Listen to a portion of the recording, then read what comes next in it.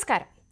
ഒരു യാത്രക്കിറങ്ങുമ്പോൾ, പ്രത്യേകിച്ചും വഴിയറിയാത്ത ഇടങ്ങളിലേക്ക് പോകാനിറങ്ങുമ്പോൾ, പണ്ട് സാഗർ കോട്ടപ്പുറം പറഞ്ഞ പോലെ ചോദിച്ചു പോകുന്ന രീതിക്ക് പകരം ഇപ്പോൾ എല്ലാവരും ഒരു പരിധിവരെ ആശ്രയിക്കുന്നത് ഗൂഗിൾ മാപ്പുകളെയാണ്.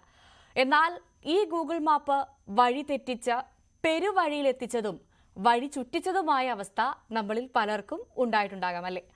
എന്നാൽ ഇന്ന് ഗൂഗിൾ മാപ്പ് നോക്കി യാത്രക്കിറങ്ങിയ ഹൈദരാബാദ് സ്വദേശികളായ യാത്രക്കാരെ ഈ വഴികാട്ടി മാപ്പ് കൊണ്ട് എത്തിച്ചത് കോട്ടയം കുറുപ്പന്തറ തോട്ടിലാണ്. ഭാഗ്യം കൊണ്ട് 4 യാത്രക്കാരുണ്ടായിരുന്ന വാഹനത്തിൽ ആർക്കും അപകടം പറ്റിയില്ല. വഴികാട്ടി മാപ്പുകൾ വഴിതെറ്റിക്കുമോ? ജാഗ്രത പാലിക്കേണ്ടതെങ്ങനെ? വിശദമായി പരിശോധിക്കാം. അതിഥികൾ നമുക്കൊപ്പം ചേരും.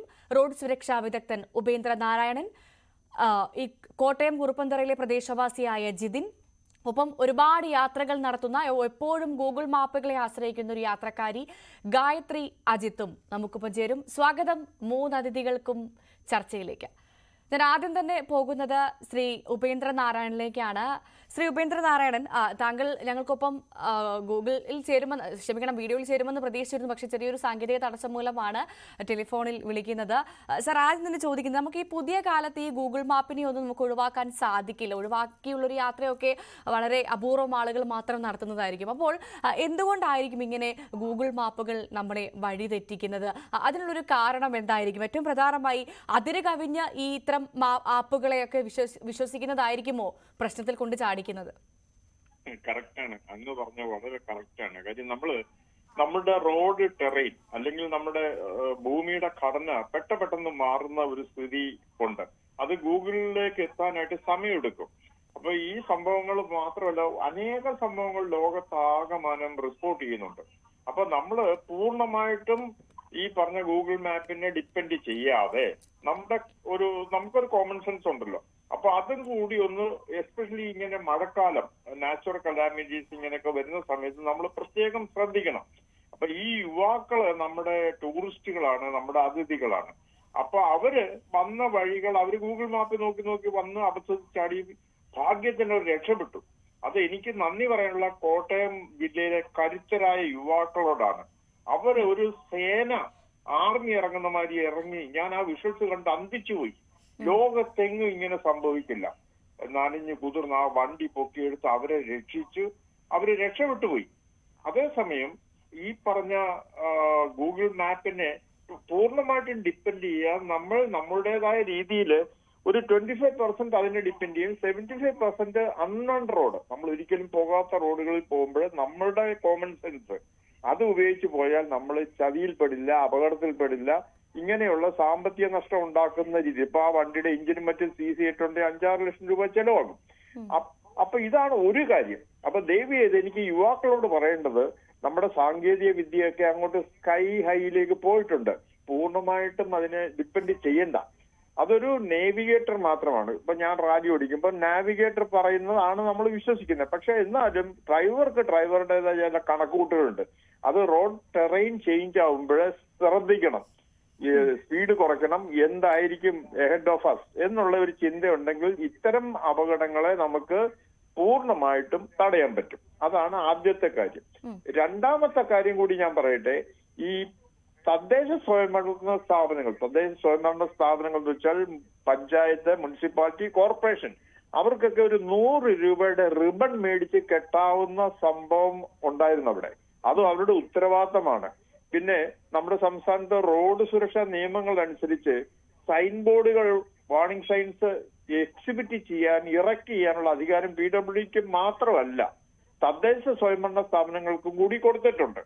അപ്പൊ ഇവിടെ മുമ്പും ഇങ്ങനെയുള്ള അപകടങ്ങൾ ഉണ്ടായി എന്നുള്ള ബാധ്യത, എന്നുള്ള ഒരു പാസ്റ്റ് റെക്കോർഡ് ഉള്ള സ്ഥിതിക്ക് ഈ പഞ്ചായത്ത് ഓഫീസുകളിൽ കഴിവതും കുറച്ച് ട്രാഫിക് കോൺ, ഒരു 10 കോൺ മേടിച്ചു വെക്കുകയാണെങ്കിൽ അതിന് 3500 രൂപയെ വരത്തുള്ളൂ. ഇങ്ങനെയുള്ള എമർജൻസി സമയത്ത് നമുക്കത് ഈ മാതിരിയുള്ള നോ എൻട്രി സ്ഥലത്തൊക്കെ ഇറക്ട് ചെയ്യാം. അതേമാതിരി ഒരു 100 മീറ്റർ റിബൺ ആകെ കൂടി വരുന്ന 350 രൂപയാണ്. അപ്പൊ മഴക്കാലത്തിന്റെ ഒരു പ്രിപ്പറേഷൻ എന്നുള്ളത് ഇതൊക്കെ നമ്മുടെ പഞ്ചായത്തും മുനിസിപ്പാലിറ്റികളും ഒക്കെ തയ്യാറാക്കി വെക്കണം. നമ്മുടെ നാട് ടൂറിസം കൊണ്ട് വികസിക്കേണ്ട ഒരു നാട് കൂടിയാണ്. അപ്പൊ ടൂറിസ്റ്റുകൾ ഒരിക്കലും അപകടത്തിൽപ്പെടില്ല, നമ്മൾ പെടാൻ പാടില്ല. ഇതാണ് എനിക്ക് ആദ്യമായിട്ട് പറയാനുള്ളത്. തീർച്ചയായും. സാർ, താങ്കൾ ദയവായി തുടരുക, ഞാൻ താങ്കളിലേക്ക് എത്താം. ഇപ്പോൾ നിരവധി യാത്രകൾ നടത്തുന്നു, ഞാൻ തുടക്കത്തിൽ പറഞ്ഞതുപോലെ നിരവധി യാത്രകൾ നടത്തുന്നു, അതും ഏറ്റവും കൂടുതൽ ഇത്തരത്തിലുള്ള മാപ്പുകളൊക്കെ ഉപയോഗിച്ച് യാത്ര നടത്തുന്ന ഒരു യാത്രക്കാരി കൂടി നമുക്കൊപ്പം ചേരുന്നുണ്ട്, ഗായത്രി അജിത്ത്. ഗായത്രി, ഇങ്ങനെ ഒരുപാട് കൃത്യമായ നിർദ്ദേശങ്ങൾ പാലിച്ച് ഗൂഗിൾ മാപ്പ് ഉപയോഗിച്ച് യാത്ര പോയിട്ടും വഴിതെറ്റിപ്പോയ ഒരാളാണോ താങ്കൾ? എനിക്ക് ആക്ച്വലി പഠന വൈകല്യമുണ്ട്. അപ്പം ഈ വഴികളും അതുപോലെ തന്നെ ഡയറക്ഷൻസ് ഈ കാര്യങ്ങളൊക്കെ എനിക്ക് സ്പേസ് മനസ്സിലാക്കാൻ കുറച്ച് ബുദ്ധിമുട്ടാണ്. അപ്പൊ ഞാൻ കൂടുതലും ഡിപ്പെൻഡ് ചെയ്യുന്നത് നമ്മള് ഗൂഗിൾ മാപ്സ് ആണ്. കാരണം എനിക്ക് അങ്ങനെ ട്രാവൽ ചെയ്യാൻ കുറച്ചും കൂടെ കംഫർട്ടബിൾ ആയിരുന്നു. പക്ഷെ ഇങ്ങനെ പോകുമ്പോൾ തന്നെ ഈ ഗൂഗിൾ മാപ്പിനെ ഒരുപാട് ഡിപ്പെൻഡ് ചെയ്യുന്നത് കൊണ്ട് തന്നെ ഒരുപാട് വഴി തെറ്റാറുണ്ട്. അങ്ങനെ ചില ദിവസം രാത്രിയൊക്കെ രാത്രി ആയിരിക്കുന്ന സമയത്ത്, മഴയുള്ള സമയത്തൊക്കെ ഇടയ്ക്ക് അപകടത്തിൽപ്പെട്ടിട്ടുള്ള ഒരാളാണ് ഞാൻ. എന്നായിരുന്നു ഇത്തരത്തിൽ ഒരുപാട് അനുഭവം ഉണ്ടായിട്ടുണ്ടോ അങ്ങനെ, അല്ലെങ്കിൽ ഒരു ഏതെങ്കിലും മറക്കാൻ സാധിക്കാത്ത ഈ ഇത്തരത്തിലുള്ള ആപ്പുകൾ, വഴികാട്ടി ആപ്പുകൾ വഴി ചുറ്റിച്ച ഒരു അനുഭവം ഞങ്ങളുമായി പങ്കുവെക്കാനുണ്ടോ ഗായത്രിക്ക്? എനിക്ക് ഒരുപാട് അനുഭവങ്ങൾ ഉണ്ടായിട്ടുണ്ട്. അതുപോലെ തന്നെ സ്പെസിഫിക് ആയിട്ട് പറയുകയാണെങ്കിൽ കരമനയിലേക്ക് ട്രാവൽ ചെയ്യുമായിരുന്നു. ആ സമയത്ത് ഗൂഗിൾ മാപ്പ് ഒരേ സ്ഥലത്ത് തന്നെയായിരുന്നു കൊണ്ടെത്തിക്കുന്നത്, ലൂപ്പായിട്ടാണ് കൊണ്ടെത്തിക്കുന്നത്. ആൻഡ് അത്യാവശ്യം എനിക്ക് തോന്നുന്നു ഒരു 11 o'clock ടൈം ആയിട്ടുണ്ടായിരുന്നു നൈറ്റില്. അപ്പം അത് ഇത്തിരി കുറച്ചൊരു ഡേഞ്ചറസ് സിറ്റുവേഷനിലായിരുന്നു.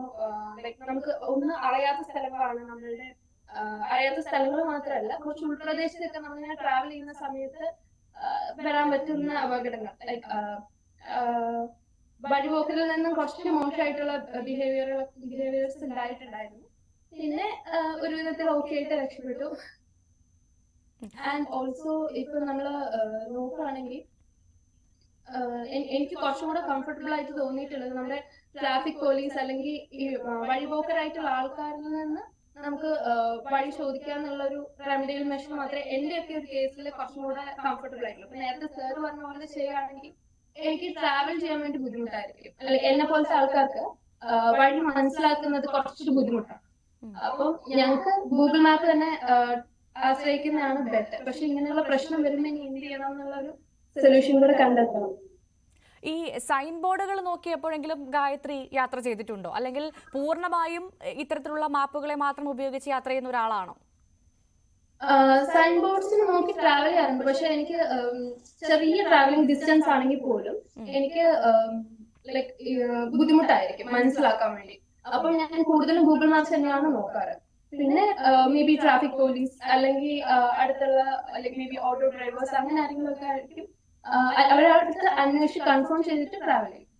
ശരി, ഗായത്രി ദയവായി തുടരുക. ഞാൻ വീണ്ടും ശ്രീ ഉപേന്ദ്രൻ നാരായണനിലേക്ക് തന്നെ പോവുകയാണ്. ശ്രീ ഉപേന്ദ്രൻ നാരായണൻ, ഇപ്പോൾ ഗായത്രിയെ പോലെയുള്ള ആളുകൾ ഒരു വശത്തുണ്ടാകാം, അതല്ലാതെ ഇത്തരത്തിൽ സൈൻ ബോർഡുകൾ പോലും ഇല്ലാതെ ഈ ആപ്പുകളെ മാത്രം നോക്കിക്കണ്ട് യാത്ര തിരിച്ച്, അതും നമുക്ക് ഇന്നത്തെ ഉദാഹരണം തന്നെ എടുക്കാം. ഹൈദരാബാദ് സ്വദേശികളാണ്, അവർക്ക് നമ്മുടെ നാടിനെക്കുറിച്ചോ അവിടുത്തെ വഴികളെക്കുറിച്ചോ ഒന്നും അറിയില്ല. അവർ നേരെ പോയി വീണത് ഒരു തോട്ടിലാണ്. അത് എത്രമാത്രം ആശങ്ക ജനിപ്പിക്കുന്ന ഒരു കാര്യമാണ്. പക്ഷെ അവിടെ ഒരു ആശ്വാസം, ആ 4 പേർക്കും ഒരു അപകടവും പറ്റാതെ അവർ ജീവിതത്തിലേക്ക് തിരിച്ചെത്തി എന്നുള്ളത് വളരെ ആശ്വാസം. പക്ഷേ എന്തുകൊണ്ടായിരിക്കും ഇത്തരത്തിൽ അപകടങ്ങൾ കൂടുമ്പോൾ പോലും സൈൻ ബോർഡുകൾ ഒഴിവാക്കുക, അല്ലെങ്കിൽ സൈൻ ബോർഡുകൾ സ്ഥാപിക്കാൻ ഒരു അധികൃതർ ശ്രദ്ധ പുലർത്താത്തത്? യെസ്, അങ്ങ് പറഞ്ഞ വളരെ ശരിയാണ്. നമ്മുടെ നാട്ടില് സൈൻ ബോർഡുകളുടെ വലിയൊരു ഷോർട്ടേജ് ഉണ്ട്. അത് ദേശീയപാതകളിലായാലും ഇടവഴികളിലായാലും സ്റ്റേറ്റ് ഹൈവേസിലായാലും മേജർ ഡിസ്ട്രിക്ട് റോഡ്സിലായാലും തന്നെ സാമ്പത്തിക പരാധീനത ആണ് ഒരു പ്രധാനപ്പെട്ട ഒരു കാരണം. പിന്നെ ദേശീയപാത അതോറിറ്റി അത് ടോൾ പാതകളാണ് ഇപ്പൊ നിർമ്മിക്കുന്നത്. അവർക്ക് നിർമ്മാണ ഘട്ടത്തിൽ തന്നെ അതിന്റെ കോൺട്രാക്ടർക്ക് ബിൽ ഓഫ് ക്വാണ്ടിറ്റീസ്, അത് അവർ എന്തൊക്കെ ചെയ്യണം നിർമ്മാണ ഘട്ടത്തിൽ, diversion sign boards, warning sign boards, blinkers, ribbons, ഇതെല്ലാം ഘടിപ്പിക്കേണ്ടതാണ്. പക്ഷെ നമ്മളുടെ കേരളത്തിൽ മാത്രം ഒരു റിബണും കാണില്ല, ഒരു വാർണിംഗ് സൈനും കാണില്ല. പലപ്പോഴും കാറുകളൊക്കെ തന്നെ ഈ നിർമ്മാണ പ്രവർത്തനം നടക്കുന്ന ദേശീയപാതയുടെ കുഴികളിൽപ്പെട്ട് അപകടത്തിൽപ്പെട്ടിട്ടുണ്ട്. അപ്പൊ ഇത് നമ്മൾക്ക് റോഡിൽ ആർക്ക് ഏത് സമയവും അപകടം പറ്റാം എന്നുള്ള ഒരു പേടി നമുക്കെല്ലാം ഉണ്ട്. നമ്മുടെ ജേണി ഒരിക്കലും സേഫ് അല്ല. അതാണ് ഇതെല്ലാം കാണിക്കുന്നത്. അപ്പോ ഇത് നമ്മൾ ഉണരേണ്ടതായിട്ടുണ്ട്. അതായത് വാഹനം ഓടിക്കുന്നവർ ഉണരണം, ജനങ്ങൾ ഉണരണം, ഈ പറഞ്ഞ തദ്ദേശ സ്വയംഭരണ സ്ഥാനങ്ങളും അധികാര വർഗവും ഉണരണം. സൈൻ ബോർഡുകൾ ഇല്ലാതെ ഒരു ജേണി എന്ന് പറഞ്ഞു കഴിഞ്ഞാൽ വലിയ ബുദ്ധിമുട്ടാണ്. അപ്പൊ റോഡ് മാത്രം ഉണ്ടായതുകൊണ്ട് ആയില്ലല്ലോ. അതിന്റെ കൂടെ തന്നെ റോഡ് ഫർണിച്ചർ വേണം, വാർണിംഗ് സൈൻസ് വേണം, ഇങ്ങനെ അറ്റ്ലീസ്റ്റ് റിബണെങ്കിലും വേണം. ഇപ്പൊ റിബണൊന്നും അധികം വില കൊടുക്കണ്ടല്ലോ. അപ്പൊ ഞാൻ അത് തന്നെയാ പറഞ്ഞ. അപ്പോ നമ്മുടെ നാട്ടിൽ നമ്മളുടെ ഒരു ജനശക്തിയാണ് ഏറ്റവും വലിയ ശക്തി. എല്ലാവരെയും രക്ഷിക്കുന്ന ജനങ്ങൾ, പ്രത്യേകിച്ച് ഈ കോട്ടയം ജില്ലയിലൊക്കെ യുവാക്കളുടെ കരുത്ത്. ഞാൻ ആ വീഡിയോ കാണുമായിരുന്നു. എന്താണോ എല്ലാം ഒരു സൈന്യം പോലെ. അത് വീണ്ടും ഞാൻ പറയാൻ ആഗ്രഹിക്കുന്ന ഐ സല്യൂട്ട് ദം. അപ്പൊ എന്താണ് വേണ്ടതെന്ന് വെച്ചാൽ, ഇപ്പോ എനിക്കൊരു അനുഭവം ഉണ്ടായി. ഈ ഗൂഗിൾ മാപ്പ് വെച്ച് 2 മാസം മുമ്പ് ഞാൻ നമ്മുടെ ഒരു മലയാറ്റൂർ ഫോറസ്റ്റിന്റെ ഒരു ഏരിയയിൽ കൂടി പോയി. അപ്പൊ എനിക്ക് ഈ ഫോറസ്റ്റ് ഏരിയ ഡ്രൈവ് ചെയ്യാൻ ഭയങ്കര ഇഷ്ടമാണ്. ഞാൻ മുമ്പ് കാർ റാലികളൊക്കെ ഓടിച്ച ആളായിരുന്നു. അപ്പൊ എന്റെ കൂടെ ഇരുന്ന ഫ്രണ്ട് പറഞ്ഞു, എടാ വിട്ടോ, അടിച്ചു വിട്ടോളാൻ പറഞ്ഞു. It was A BMW. ഞാൻ ഇങ്ങനെ പോകുമ്പോൾ കുറച്ച് നിരന്ന് കിടക്കുന്നു. അതായത് ഹിറ്റാച്ചി വെച്ചിട്ട് പൈപ്പ് ഇടാൻ വേണ്ടി റോഡിൽ കുഴിച്ചേക്കാണ്. ഒരു സൈൻ ബോർഡും ഇല്ല. അപ്പൊ ഞാൻ അവിടെ നിർത്തി കഴിഞ്ഞാൽ പിന്നെ ഡെഡ് എൻഡാ, വണ്ടി പിന്നെ മുന്നോട്ട് പോവില്ല. സോ ഞാൻ എന്റെ റാലി ടെക്നിക്ക് ഉപയോഗിച്ചിട്ട് വണ്ടി വന്ന സ്പീഡിൽ തന്നെ ജമ്പ് ചെയ്ത് അപ്പുറത്ത് കടന്നു. അതേസമയം എന്റെ കസിൻസ് ഒക്കെ പുറകിന് വന്നു. അവരൊക്കെ നിന്ന് തിരിച്ചു പോകേണ്ടതായിട്ട് വന്നു. അപ്പൊ ഇതിന് ഈ എന്ത് തരം വാർണിംഗ് സൈൻസും വെക്കണം എന്നുള്ള ഉത്തരവാദിത്വം ഇതിന്റെ അധികാരികൾ ചെയ്യണം. പ്രത്യേകിച്ച് ജനപ്രതിനിധികൾക്ക് ഒരു വലിയ പങ്കുണ്ട്. പഞ്ചായത്ത് മെമ്പർ തൊട്ട് ഈ MP വരെ ഉള്ളവർക്ക് ജനങ്ങളുടെ സുരക്ഷ ഉറപ്പുവരുത്താനും, നമ്മളുടെ സ്റ്റേറ്റ്, കേരളം എന്ന് പറയുന്ന സ്റ്റേറ്റ് വിദേശ രാജ്യങ്ങൾക്ക് അറിയപ്പെടുന്ന ഗ്ലോബൽ പൗരന്മാരല്ലേ നമ്മള്. അപ്പൊ ഒരു വിദേശി വരുമ്പോൾ നമ്മുടെ നാടിന്റെ അവസ്ഥ, അവര് വെള്ളത്തിൽ പോയി, പുഴയിൽ പോയി, തോട്ടിൽ പോയി എന്നൊക്കെ പറയുമ്പോൾ വാട്ട് എ പിറ്റി. അപ്പൊ ഇങ്ങനെ സംഭവിക്കാതിരിക്കാനായിട്ട് എന്റെ ഒരു വലിയ ഒരു റിക്വസ്റ്റ് ആണ് ടു ദ പീപ്പിൾസ് റെപ്രസെന്റേറ്റീവ്സ്. അവരാണ് PWDയെ കൊണ്ടൊക്കെ ചെയ്യിക്കേണ്ടത്. അപ്പൊ നമുക്ക് സാമ്പത്തിക പരാധീനത ഉണ്ടെങ്കിൽ തന്നെയും റിബൺ മേടിച്ച് കിട്ടുന്നതിനും മറ്റൊരു പരാധീനത ഉണ്ടാകുമോ എന്നാണ് എനിക്ക് ചോദിക്കാനുള്ളത്. അപ്പൊ താങ്കൾ ചോദിച്ച ചോദ്യം വളരെ ഇമ്പോർട്ടന്റ് ആണ്. അപ്പൊ നമുക്ക് നമ്മുടെ റോഡുകൾ സുരക്ഷിതമാകണം. അതായത് മിനിമം 6 മീറ്ററെങ്കിലും എല്ലാ ഇടവഴികൾക്കും ഉണ്ടാകണം. കാര്യം 2 വണ്ടികൾ വന്നാൽ പോകാനുള്ള ടു ആൻഡ് ഫ്രോ വിഡ്ത്ത് ഇല്ലാത്ത റോഡുകളാണ് നമ്മുടെ നാട്ടിൽ. അപ്പൊ നമ്മുടെ ദേശീയപാതകളൊക്കെ വളരെയേറെ വീതിയിൽ 4 വരിപ്പാത 6 വരിപ്പാതയൊക്കെ വരുമ്പോൾ സ്റ്റേറ്റ് ഗവൺമെന്റ് ചെയ്യേണ്ടത് എല്ലാ ഇട റോഡുകളും അതേപോലെ തന്നെ മോഡേണൈസ് ചെയ്യണം, സേഫ് ആക്കണം. അതാണ് വിത്ത് സ്ട്രീറ്റ് ലൈറ്റ്സ്, വാർണിംഗ് ബ്ലിങ്കേഴ്സ്, അതേപോലെ തന്നെ ഇങ്ങനെയുള്ള എമർജൻസി വരുന്നിടത്ത് ട്രാഫിക് ബ്ലിങ്കർ സ്ഥാപിക്കണം, ട്രാഫിക് കോൺ വെക്കണം, റിബൺ കെട്ടണം. തീർച്ചയായും. ശ്രീ ഉപേന്ദ്രനാരായണ, താങ്കൾ തുടരുക. നമുക്ക് എന്താണ് യഥാർത്ഥത്തിൽ ഇന്ന് കോട്ടയം കുറുപ്പുംതുറയിൽ സംഭവിച്ചതെന്ന് അറിയണം. അതിന് അവിടെ ഈ സംഭവങ്ങളൊക്കെ നേരിട്ട് കണ്ട ഒരു പ്രദേശവാസി, അവിടുത്തെ ഒരു പ്രദേശവാസി നമുക്കൊപ്പം ചേരുന്നുണ്ട്. ശ്രീ ജിതിൻ ആണ് ചേരുന്നത്. ജിതിൻ, യഥാർത്ഥത്തിൽ ഇന്ന് എന്തായിരുന്നു അവിടെ സംഭവിച്ചത്? ഈ ഗൂഗിൾ മാപ്പ് തന്നെ ആയിരുന്നു, അല്ലെങ്കിൽ ഗൂഗിൾ മാപ്പ് മാത്രമാണോ ആ ഒരു വലിയ അപകടത്തിലേക്ക് നയിച്ചത്? ജിതിൻ, എന്താണ് തോന്നുന്നത്? ഞാൻ രാവിലെ രക്ഷാപ്രവർത്തനത്തിൽ ഉൾപ്പെടെ പങ്കെടുത്ത ഒരാളാണ്. അപ്പോ ഇത് ഗൂഗിൾ മാപ്പിന്റെ മാത്രം പ്രശ്നമല്ല, നമ്മുടെ പഞ്ചായത്ത്, അതായത് മാഞ്ഞൂർ പഞ്ചായത്താണ്. ഈ പഞ്ചായത്തിന്റെ ഭാഗത്തുനിന്ന് വലിയൊരു വീഴ്ച തന്നെ സംഭവിച്ചിട്ടുണ്ട്. അതായത് ഇത് ആദ്യത്തെ സംഭവമല്ല ഇത്. ഇതിപ്പോ എല്ലാ വർഷവും മിനിമം ഒരു 4 വാഹനങ്ങളെങ്കിലും ഇവിടെ വീഴാറുണ്ട്. അപ്പൊ പണ്ട് മുതലാണെങ്കിൽ നമ്മുടെ രാജമ്പി ദേവി നാടക വണ്ടി ഉൾപ്പെടെ ഇവിടെ വീണിട്ടുണ്ട്. അദ്ദേഹം ഉൾപ്പെടെ വീണൊരു സ്ഥലമാണിത്. അപ്പോ പഞ്ചായത്തിന്റെ ഭാഗത്തുനിന്ന് യാതൊരു നടപടിയും ഉണ്ടായിട്ടില്ല ഇത്ര വർഷങ്ങളായിട്ടും. ഗൂഗിൾ മാപ്പിന്റെ ഒരു പ്രശ്നമുണ്ട്. ഇവിടെ വരുമ്പോൾ ഗൂഗിൾ മാപ്പ് ലൊക്കേഷൻ ക്ലിയർ ആയിട്ടല്ല കാണിക്കുന്നത്. ഇങ്ങനെ ഒരു പ്രശ്നമുണ്ട്. ജിതിൻ പറയുകയുണ്ടായി ഇത്തരത്തിൽ അപകടം ഇതിന് മുൻപും ഉണ്ടായിട്ടുണ്ട്. എന്നിട്ടും എന്തുകൊണ്ടാണ് അവിടെ ഒരു സൈൻ ബോർഡ് അടക്കം സ്ഥാപിക്കാൻ അധികൃതർ തയ്യാറാവുന്നത്? നിങ്ങളൊരു നാട്ടുകാരെന്ന നിലയിൽ ഒരു ചോദ്യം ചോദിച്ചില്ലേ ഇതുവരെ അവിടുത്തെ അധികൃതരെ നേരിട്ട് കണ്ടിട്ട്? ഓക്കെ, വലിയ പ്രക്ഷോഭങ്ങൾ തന്നെ ഞങ്ങൾ ഇവിടെ ഉണ്ടാക്കിയിട്ടുണ്ട് ഇതിന്റെ പേരിൽ. അതായത് കഴിഞ്ഞ ഒരു 8 മാസത്തിന് മുമ്പ് ഒരു ഫാമിലി സഞ്ചരിച്ച ഒരു വാഹനം ഇതുപോലെ തന്നെ ഈ ഒരു തോട്ടിൽ വീണിരുന്നു. അന്ന് ഇത്രയും വെള്ളമില്ലായിരുന്നു, അതുകൊണ്ട് തന്നെ ഇത്രയും അപകടം ഉണ്ടായില്ല. അന്ന് വലിയ പ്രക്ഷോഭങ്ങൾ തന്നെ ഇവിടെ ഉണ്ടായതാണ്. അപ്പൊ പഞ്ചായത്തിന്റെ ഭാഗത്തുനിന്ന് അവിടെ ചെറിയൊരു ചെയിൻ മാത്രം കൊണ്ട് കെട്ടിവെച്ചിട്ട് പോകുന്ന ഒരു അവസ്ഥയാണ് ഉണ്ടായത്. അത് കാലപ്പഴക്കം ചെന്ന് നശിച്ചു പോവുകയും അത് കേടുപാടുകൾ സംഭവിക്കുകയും ചെയ്തിട്ടുണ്ട്. അതിപ്പോഴും അവിടെ കാണാം. ശരി. അപ്പോൾ ഇത്തരത്തിലുള്ള സംഭവങ്ങൾ നിങ്ങളുടെ ആ സ്ഥലത്ത് ആവർത്തിക്കുകയാണ് എന്നാണല്ലേ പറയുന്നത്? അതെ, ആവർത്തിക്കുകയാണ്. ഇന്ന് തന്നെയാണല്ലോ അവർ ഭാഗ്യം കൊണ്ടാണ് രക്ഷപ്പെട്ടത്. കോട എൻഡവർ പോലെ ഒരു വണ്ടി എന്ന് പറയുമ്പോൾ അത്രയും വെയിറ്റ് ഉള്ള വണ്ടി 200 മീറ്ററോളം ഒഴുകി പോകണമെങ്കിൽ ഒന്ന് ആലോചിച്ച് നോക്കി എത്രത്തോളം അപകടം സാഹചര്യത്തിലൂടെയാണ് അവർ തരണം ചെയ്തത്. അത്ര ഒഴുക്കുണ്ടായിരുന്നു ആ തോട്ടില്, നല്ല വെള്ളം ഉണ്ടായിരുന്നു. അവരുടെ ഭാഗ്യം കൊണ്ട് മാത്രമാണ് അവർ രക്ഷപ്പെട്ടത്. ഇത് സ്ഥിരമാണ്. സാധാരണ പ്രാദേശികമായിട്ട് ഓട്ടോ, ചെറിയ ബൈക്കുകളൊന്നും വീണുമ്പോൾ ഇത് വലിയ കാര്യമായിട്ട് പഞ്ചായത്തൊന്നും മൈൻഡ് ചെയ്യുന്നില്ല. ഇതുപോലെ വലിയ വണ്ടികളൊക്കെ വീണ് കുറച്ച് ഇതായി കഴിയുമ്പോഴേ അവരിത് മൈൻഡ് ചെയ്യുന്നുള്ളൂ. എങ്കിലും പഞ്ചായത്തിന്റെ ഭാഗത്തുനിന്ന് ഭയങ്കര കെടുകാര്യസ്ഥതയാണ് ഈ ഒരു കാര്യത്തിൽ സംഭവിച്ചിരിക്കുന്നത്. തീർച്ചയായും. ജിതൻ, ദയവായി തുടരുക. ഇപ്പോൾ റോഡ് സുരക്ഷാ വിദഗ്ധൻ ശ്രീ ഉപേന്ദ്രനാണ് നമുക്കൊപ്പം തുടരുന്നത്. ശ്രീ ഉപേന്ദ്രനാരായണൻ, അദ്ദേഹം ഈ ജിതിൻ പറഞ്ഞതുപോലെ തന്നെ ഒരു റോഡിൽ സുരക്ഷാ മുന്നറിയിപ്പില്ലാത്തതും ഈ ഒരു അപകടത്തിലേക്ക് നയിച്ച മറ്റൊരു പ്രധാനപ്പെട്ട കാരണമാണ്. താങ്കൾ നേരത്തെ നമ്മളോട് സൂചിപ്പിച്ചതുപോലെ തന്നെ ഇത്തരത്തിൽ ഈ റോഡിൽ സുരക്ഷാ മുന്നറിയിപ്പ് ഉണ്ടാവേണ്ടത് അത്യാവശ്യമാണ്. ഈ ഒരു അപകടത്തിലേക്ക് നയിച്ചതും അതില്ലാത്തതിന്റെ ഒരു വലിയ കാരണം തന്നെയല്ലേ? വീണ്ടും താങ്കൾ പറയുന്നത് വളരെ കറക്റ്റാണ്. കാര്യം നമ്മുടെ ഈ സ്റ്റേറ്റില് ഇത്രത്തോളം അപകടങ്ങൾ ഉണ്ടാകുന്നിട്ട് പോലും നമ്മൾ പഠിക്കുന്നില്ല എന്നുള്ളതാണ്. മറ്റ് സ്റ്റേറ്റിലൊന്നും ഇങ്ങനെയുള്ള അപകടങ്ങൾ പൊതുവെ കുറവാണ്. ഇപ്പൊ തമിഴ്നാട്ടിൽ ഞാൻ ജോലി ചെയ്യുന്നുണ്ട്, കർണാടക, ഒറീസയൊക്കെ ജോലിയുണ്ട്.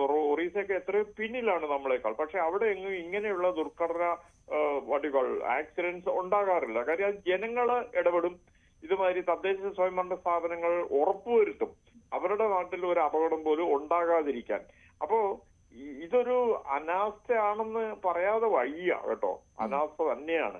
കാര്യം ഇങ്ങനെ പല പ്രാവശ്യം അപകടം ഉണ്ടായി, പലരുടെ വാഹനങ്ങളും പുഴയിൽ പോയി, തോട്ടിൽ പോയി എന്നൊക്കെ പറയുമ്പോഴേ അതിനകത്ത് പഞ്ചായത്ത് ഭരണസമിതി അവിടുത്തെ മെമ്പർ, ലോക്കൽ മെമ്പറുടെ ശ്രദ്ധ ഇതിലേക്ക് വരണമെന്നാണ് എനിക്ക് അഭ്യർത്ഥിക്കാനുള്ളത്. ഒന്ന്, കാര്യം ഇന്ന് നമ്മുടെ നാട്ടിലൊക്കെ തന്നെ റിഫ്ലക്റ്റീവ് മെറ്റീരിയൽസ് വളരെ വില കുറച്ച് കിട്ടും. ഈ ട്രാഫിക് കോൺ തന്നെ 350 രൂപ മാത്രമേ ഉള്ളൂ ഒരു കോൺ റോഡിന്റെ നടുവിൽ, അതായത് തോട്ടിലേക്ക് ഇറങ്ങുന്നതിന് മുമ്പ് അത് ഫിറ്റ് ചെയ്ത് റോഡിൽ ഘടിപ്പിച്ചിട്ട് കോൺക്രീറ്റ് ബോർഡ് ഇട്ടിട്ട് ഘടിപ്പിച്ച് വെച്ചിരുന്നെങ്കിൽ ഒരു വാഹനം ദൂരെ കൂട്ടി വരുമ്പോ അതുമേ ഹെഡ്ലൈറ്റ് അടിക്കുമ്പോൾ അത് റിഫ്ലക്ട് ചെയ്യും, കാണാൻ പറ്റും അവിടെ റോഡ് ബ്ലോക്ക്ഡ് ആണെന്ന്. അപ്പൊ അങ്ങനെ കൊച്ചു കൊച്ചു കാര്യങ്ങൾ നമ്മൾ ചെയ്തില്ലെങ്കിൽ, റോഡ് സുരക്ഷാ സംസ്കാരം നമ്മൾ വളർത്തിയെടുത്തില്ലെങ്കിൽ നമ്മുടെ നാട് എന്നും ഇതേമാതിരി അപകടങ്ങളുടെ ഒരു കൂമ്പാരമായിട്ട് വരും. നമ്മുടെ പുതിയ തലമുറയ്ക്ക് റോഡ് സുരക്ഷാ ബോധം ഇല്ലാതെ പോകും. അത് വരാൻ പാടില്ല. കാര്യം അവരൊക്കെ വിദേശ രാജ്യങ്ങളിലൊക്കെ പോയി പഠിക്കുകയും ജോലി ചെയ്യുകയും ചെയ്യേണ്ടതാണ്. അവരുടെ ആരും തന്നെ ഒരു അപകടത്തിൽ മരണപ്പെടരുത് എന്നുള്ള ഒരു സ്വപ്നവും എനിക്കുണ്ട്. അതെ, തീർച്ചയായും. നമുക്ക് ഗായത്രിയിലേക്ക് കൂടി പോകണം. ഗായത്രി, നേരത്തെ സൂചിപ്പിക്കുകയുണ്ടായി ഒരുപാട് ഈ ഇത്തരത്തിൽ ഗൂഗിൾ മാപ്പുകൾ, വഴികാട്ടി മാപ്പുകളൊക്കെ ഉപയോഗിച്ച് ഒരുപാട് ചുറ്റിത്തിരിഞ്ഞ ആളാണ് ഗായത്രി എന്ന്. അപ്പോൾ ഇത്തരം ഒരുപാട് അനുഭവങ്ങൾ ഉണ്ടായപ്പോൾ ഇനിയും ആ അനുഭവങ്ങൾ ആവർത്തിക്കാതിരിക്കാൻ എന്തൊക്കെയാണ് പ്രധാനമായും ശ്രദ്ധിക്കാറ്? ഞാൻ ആക്ച്വലി ടെക്നോളജി, അതാ നേരത്തെയും പറഞ്ഞത്, ടെക്നോളജീനെ കൂടുതൽ ഡിപ്പെൻഡ് ചെയ്യുന്നതല്ലാതെ മേ ബി ഇപ്പം ആൾക്കാരെയോ അല്ലെങ്കിൽ സൈൻ ബോർഡ്സ്, ഇപ്പൊ നേരത്തെ പറഞ്ഞ പോലെ തന്നെ സൈൻ ബോർഡ്സ്, അല്ലെങ്കിൽ ഈവൻ ലൈക്ക് ഒഫീഷ്യൽസ് ആരെങ്കിലും അങ്ങനെ കൂടുതൽ അവരുമായിട്ട് കമ്മ്യൂണിക്കേറ്റ് ചെയ്ത് ട്രാവൽ ചെയ്യുന്നതായിരിക്കും ബെറ്റർ എന്ന് എനിക്ക് തോന്നിയിട്ടുണ്ട്. ലൈക്ക് ഇപ്പൊ നോർമൽ ഒരാളാണെങ്കിൽ ആക്ച്വലി അവർക്ക് സ്പേസ് കണ്ടാൽ മനസ്സിലാവും. പക്ഷെ എനിക്ക് അങ്ങനെ ഒരു ബുദ്ധിമുട്ടുള്ളത് കൊണ്ട് തന്നെ എനിക്ക് കൂടുതൽ ആൾക്കാരിലേക്ക് ആരെങ്കിലും എനിക്ക് പറഞ്ഞു കേട്ടാലാണ് കൂടുതൽ മനസ്സിലാവാറ്. അപ്പം ആരുടെ അടുത്തെങ്കിലും അന്വേഷിച്ച് കണ്ടുപിടിച്ച് പോകുന്നതായിരിക്കും ബെറ്റർ എന്ന് തോന്നിയിട്ടുണ്ട്. ചോദിച്ച് പോകുന്നതാണ് ട്രാവലിംഗ് ടൈം, ലൈക്ക് ഏത് ടൈമിൽ എത്തുന്നു ആൻഡ് കൂടുതൽ സേഫ് ആയിട്ടുള്ള സ്പേസസിലേക്ക് പോവാന്നുള്ളത് ഇപ്പൊ ഉള്ള ഒരു ഉപാധിയായിട്ട് കണ്ടെത്താൻ കഴിഞ്ഞിട്ടുണ്ട്. ശരി, ആയിക്കോട്ടെ. ജിതിൻ തുടരുന്നുണ്ട്. ജിതിൻ, ഇന്ന് അവിടെ സംഭവിച്ചതിൽ ഞങ്ങൾക്ക് മനസ്സിലാക്കാൻ സാധിച്ചത് കൂടുതലെന്നല്ല, മുക്കാലും സാധാരണക്കാരായ നാട്ടുകാരായിരുന്നു രക്ഷാപ്രവർത്തനത്തിന് മുന്നിൽ നിന്നത് എന്നാണ്. ഇതിന് മുൻപുള്ള സംഭവത്തിലും അത് തന്നെയായിരുന്നു. രക്ഷാപ്രവർത്തനം മുഴുനീളം നടത്തിയത് നാട്ടുകാരായിരുന്നു, അല്ലെങ്കിൽ നാട്ടുകാർ രക്ഷാപ്രവർത്തനത്തിന് ഇറങ്ങേണ്ടി വരുന്ന ഒരു അവസ്ഥയാണ് ഇന്ന് കാണാൻ സാധിച്ചതല്ലേ? അതെ, സത്യത്തിൽ പോലീസ്, ഫയർഫോഴ്സ് ഒക്കെ അവിടെ നിഷ്ക്രിയരായിരുന്നു. അവർക്ക് നോക്കി നിൽക്കാൻ മാത്രമേ സാധിച്ചിട്ടുള്ളൂ. അത് നിങ്ങൾക്ക് അന്ന് അവിടെ നിൽക്കുന്നത് വിവിധ പ്രശ്നങ്ങളിലൊക്കെ കാണാൻ സാധിക്കും. രക്ഷാപ്രവർത്തനം 100% നാട്ടുകാർ തന്നെയാണ് നടത്തിയത്. ശരിക്കും പറഞ്ഞാൽ ആ രക്ഷാപ്രവർത്തനത്തിൽ പങ്കെടുക്കുന്ന സമയത്ത് ആ കാറ് തിരിച്ച് കരയ്ക്ക് കയറ്റാൻ പറ്റുമെന്ന് എനിക്ക് യാതൊരു പ്രതീക്ഷയില്ലായിരുന്നു. പക്ഷെ നാട്ടുകാരെല്ലാവരും ഒരുമിച്ച് നിന്ന് എന്തായാലും വാഹനം നമ്മൾ കരയ്ക്ക് എത്തിച്ചിട്ടുണ്ട്. അപ്പോൾ ഈ ഒരു പ്രദേശത്ത് ഇനിയും ഇത്തരത്തിലുള്ള അപകടങ്ങൾ ഉണ്ടാവാതിരിക്കാൻ എന്തൊക്കെ കാര്യങ്ങൾ ആണ് ഇനി ശ്രദ്ധിക്കേണ്ടത് ജിതിൻ? അല്ലെങ്കിൽ അതിനുള്ള നിർദ്ദേശം നിങ്ങൾക്ക് അധികൃതർ നൽകി കഴിഞ്ഞോ, അല്ലെങ്കിൽ അധികൃതർക്ക് നിങ്ങൾ കൊടുത്തോ? അധികൃതർക്ക് നമ്മൾ നിർദ്ദേശങ്ങൾ ഒരുപാട് നൽകിയിട്ടുണ്ട് ഈ ഒരു കാര്യത്തിൽ. ഇനിയിപ്പോ അതിന് ചെയ്യാനുള്ളത് എന്ന് പറഞ്ഞാൽ ഉറപ്പായിട്ട് അവിടെ ബാരിക്കേഡ് സ്ഥാപിക്കുക എന്നുള്ളത് തന്നെയാണ്. പഞ്ചായത്തിന്റെ ഭാഗത്തുനിന്ന് നിലവിൽ യാതൊരുവിധ നടപടിയും ഉണ്ടായിട്ടില്ല. ഇതിനു മുൻപ് എന്നായിരുന്നു ഇത്തരത്തിൽ ഉള്ള അപകടം ഉണ്ടായത് ആ പ്രദേശത്ത്? ഇപ്പോ ഒരു 8 മാസമായിട്ടുണ്ടാവും. 8 മാസത്തിന് മുമ്പ് ഒരു ഫാമിലി ഒരു ഓട്ടോയിലാണ് അവിടെ വീണത്. അപ്പൊ ഇത്രയും വെള്ളമില്ലായിരുന്നു, അതുകൊണ്ട് തന്നെ ഇത്രയും വലിയ അപകടവും സംഭവിച്ചില്ല. ശരി. ശ്രീ ഉപേന്ദ്രൻ നാരായണൻ, ഇപ്പോൾ ഇവരൊക്കെ പറയുന്നത് ഇതിനു മുൻപും ഒരുപാട് സംഭവങ്ങൾ നമുക്കറിയാം. എറണാകുളത്തടക്കം ഒരു വർഷം മുൻപ് ഇത്തരത്തിലുള്ള അപകടം ഉണ്ടായിരുന്നു. അത് കൃത്യമായി ഗൂഗിൾ മാപ്പ് പോയി നോക്കി പോയ ആളുകൾക്ക് പറ്റിയ അപകടമാണ്. ഇവിടെയും സമാന സംഭവം ആവർത്തിക്കുന്നു. ഇത്തരത്തിലുള്ള സംഭവങ്ങൾ തുടർക്കഥയാകുന്ന ഒരു സാഹചര്യത്തിൽ എന്റെ ചോദ്യം ഇതാണ്: ഒരു റോഡിന്റെ സ്റ്റാൻഡേർഡ് നമ്മൾ നിശ്ചയിക്കുന്നത് എന്തൊക്കെ മാനദണ്ഡങ്ങൾ പ്രകാരമാണ്? ബേസിക്കലി അതിന്റെ സ്റ്റാൻഡേർഡ് നിശ്ചയിക്കുന്നത് റോഡ് വിഡ്ത്ത് ആണ്. അത് റൈറ്റ് ഓഫ് വേ, ഒരു അറ്റം മുതൽ മറ്റൊരു അറ്റം വരെ വാഹനങ്ങൾക്ക് കടന്നു പോകാനും കാൽനടക്കാർക്ക് നടന്നു പോകാനും ഉള്ള സ്പേസ് വിഡ്ത്ത് ഉണ്ടോ എന്നുള്ളതാണ് ആദ്യത്തെ നമ്മുടെ സ്പെസിഫിക്കേഷനിൽ പറയുന്നത്.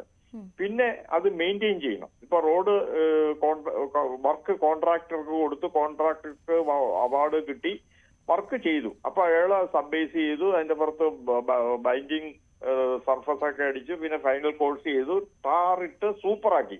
പക്ഷെ പിന്നത്തേതാണ് നമ്മളുടെ ഏറ്റവും പ്രധാനപ്പെട്ട വിഷയം, അതിന്റെ road furniture, like traffic sign board, warning sign, mandatory signs, informatory signs, ഇങ്ങനെയുള്ള വിവിധ തരത്തിലുള്ള സൈൻ ബോർഡുകൾ, റിഫ്ലക്റ്റീവ് സൈൻ ബോർഡുകൾ ഇറക്ട് ചെയ്യണം.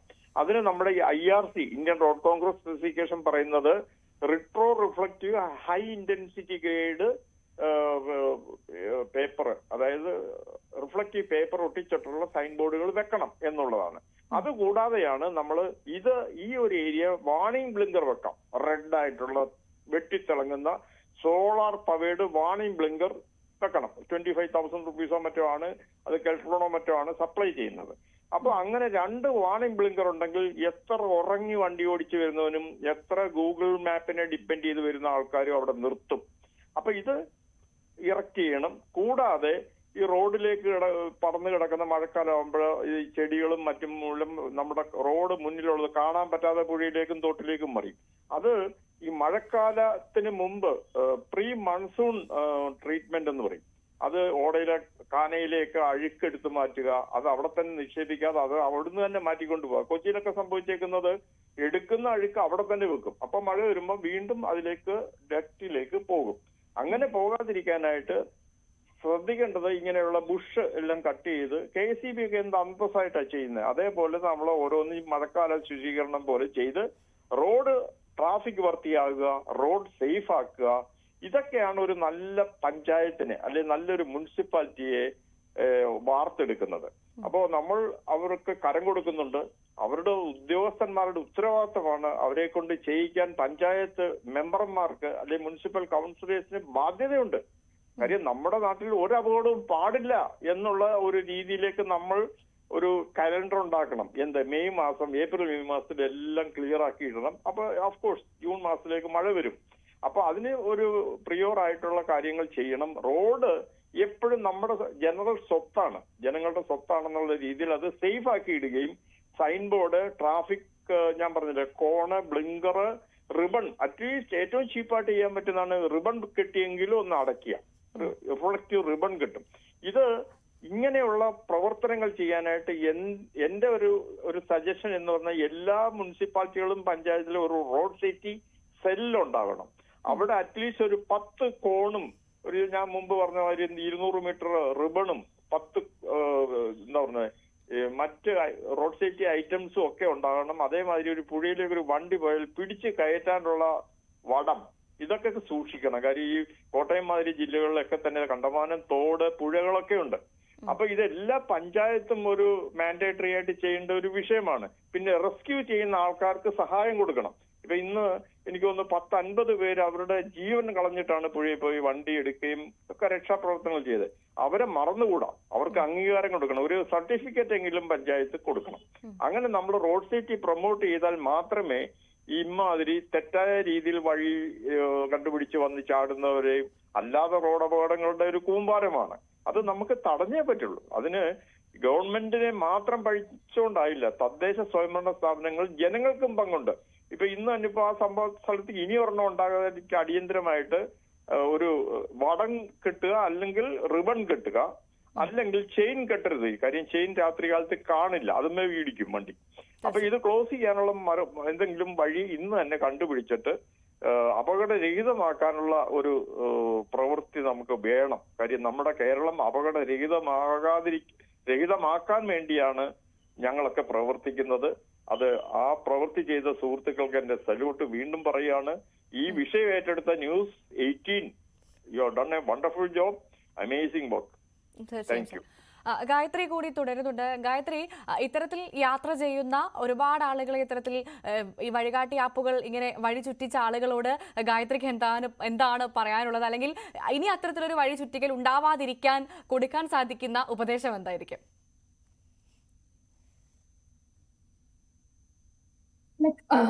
മിനിമൈസ് ചെയ്യാൻ നമ്മുടെ ഇങ്ങനത്തെ ഇപ്പൊ ഗൂഗിൾ മാപ്സ് പോലെ നമുക്ക് ട്രാവലിംഗ് ആപ്സ് ഉണ്ടാവില്ലേ, അത് ഏറ്റവും കൂടുതൽ മിനിമൈസ് ചെയ്ത് ഉപയോഗിക്കുക എന്നുള്ളതേ ഉള്ളൂ. നോർമൽ ഒരാൾക്ക് ചെയ്യാൻ പറ്റുന്നത് മാക്സിമം മറ്റുള്ള സ്രോതസ്സുകളിലേക്ക് കൂടുതൽ ആശ്രയിക്കുക, കൂടുതൽ ആൾക്കാരെയോ അല്ലെങ്കിൽ സൈൻ ബോർഡ്സ് അല്ലെങ്കിൽ അങ്ങനെയുള്ള കാര്യങ്ങളിൽ കൂടുതൽ ആശ്രയിക്കുക. തീർച്ചയായും. എന്തായാലും മഴക്കാലമാണ്, ഇനി അങ്ങോട്ട് മഴ വരുന്നതേ ഉള്ളൂ. വെള്ളക്കെട്ടുകൾ അതിരൂക്ഷമായിരിക്കും. പരിചിത റോഡുകൾ പോലും ദുഷ്കരമാകുന്ന സാഹചര്യമാണ് നമുക്ക് മുൻപുള്ളത്. അപ്പോൾ തന്നെ നമുക്കറിയാം, അപ്പോൾ അത്തരത്തിലുള്ള സാഹചര്യത്തിൽ അപരിചിത റോഡുകളിൽ യാത്രയ്ക്ക് അതീവ ജാഗ്രത വേണം. മാപ്പുകളെ മാത്രം വിശ്വസിച്ച് മുന്നോട്ട് പോകരുത്. നമുക്ക് സുരക്ഷിതമായി ചോദിച്ചു പോകാം. നന്ദി ചർച്ചയിൽ പങ്കെടുത്ത അതിഥികൾക്ക്. നമസ്കാരം.